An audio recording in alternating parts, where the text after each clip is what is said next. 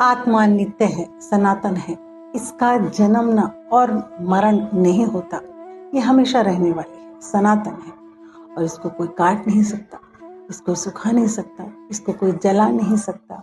और आत्मा ऐसे दूसरे शरीर में चली जाती है जैसे कि कोई इंसान वस्त्र बदल रहा हो। इन सब बातों के बाद भी जब अर्जुन चुप रहा और नहीं समझ पाया आत्मा को, तो भगवान कृष्ण ने इस श्लोक में अध्याय 2 के 26वें श्लोक में अर्जुन को दूसरे तरीके से समझाया। नमस्कार, भगवद गीता बाई आशा मेरे इस चैनल पर आपका बहुत बहुत स्वागत है और हम पहुंच चुके हैं भगवद गीता के अध्याय 2 के आज 26वें श्लोक। बहुत सारी चीजें बताई अलग अलग तरीके से कि आत्मा क्या है, यह नित्य है, यह स्थाणु है, यह सनातन है और इसका आरंभ अंत नहीं है।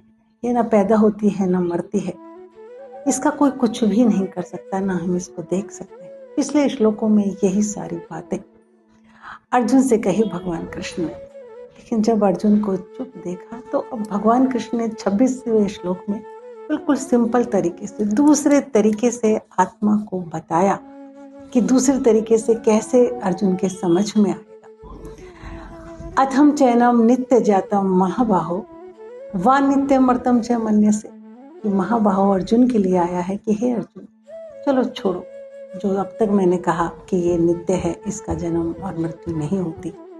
तो अगर तुम इसको जन्म और मृत्यु वाला भी समझते हो, आत्मा को अगर तुम ऐसा भी समझते हो कि भाई इसका जन्म होता है और इसकी मृत्यु होती है, क्योंकि एक साधारण इंसान यही समझता है कि मृत्यु शरीर की होगी तो आत्मा की भी होगी, सीधे सीधे बिल्कुल जैसे एक बहुत ही भोले वाले इंसान को समझाया जाता है।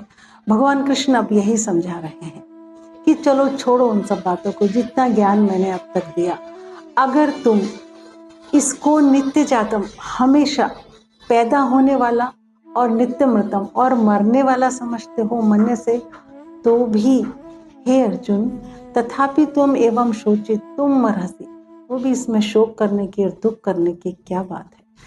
जिनका तुम शोक कर रहे हो मेरे ये अपने भीष्म पितामह द्रोणाचार्य, जो जिनके लिए वो सोच कर रो पड़े, अगर तुम इन्हें अपना भी समझते हो और ये सोचते हो कि ये मेरे अपने हैं, तो चलो आपने यही समझ लिया कि ये जन्म लेंगे और मरेंगे।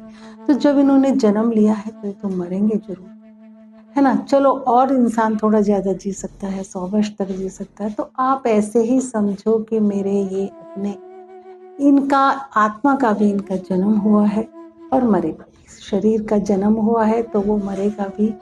तो बताओ इसमें फिर दुखी होने की क्या बात है, इसमें हम क्यों दुखी हों। जिस तरीके से एक अंकुर होता है, वो जब सीड जमीन में जाता है तो धीरे धीरे एक पौधा, वृक्ष, वट वृक्ष, और एक दिन उसका पूरी तरीके से समाप्ति भी होती है। ठीक ऐसे ही इस शरीर का होता है। 20वें श्लोक में, अध्याय 2 के 20वें श्लोक में कहा कि जन्म नहीं लेती है, मरती नहीं।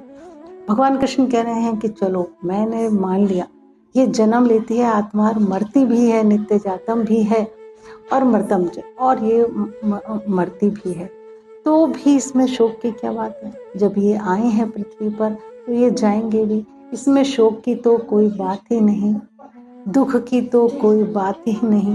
बहुत सारी बातें अब तक मैंने जो कही कि आत्मा सनातन है, स्थाणु है, नित्य है, इसका जन्म मरण नहीं होती है, जन्मी है, तो चलो तुम इसको ऐसा मत समझो, ये समझो कि हाँ ये सदा रहने वाली नहीं है ना, और ये सनातन भी नहीं है, स्थाणु भी नहीं है, और ये जन्मने मरने वाली है। तो भी इसमें फिर जब ये जन्म लिया है इसने तो मरेगी भी आत्मा, इसमें शोक की करने की क्या बात हुई। भगवान कृष्ण अब तक जो समझाया उन्होंने आत्मा के बारे में यही कि आत्मा जन्म नहीं लेती, मरती नहीं। लेकिन अब भगवान कृष्ण दूसरे तरीके से समझाते हैं कि हे अर्जुन, मान लीजिए अगर ये जन्म भी लेती है और मरती भी है, नित्य जातम भी है और नित्य मृतम भी है, तो भी तुम्हें शोक नहीं करना चाहिए। जो लोग मेरे चैनल पर नए हैं प्लीज़ वो चैनल को सब्सक्राइब करें, और जिन लोगों को वीडियोस अच्छी लग रही हैं उनको लाइक करें और शेयर करें। नमस्कार।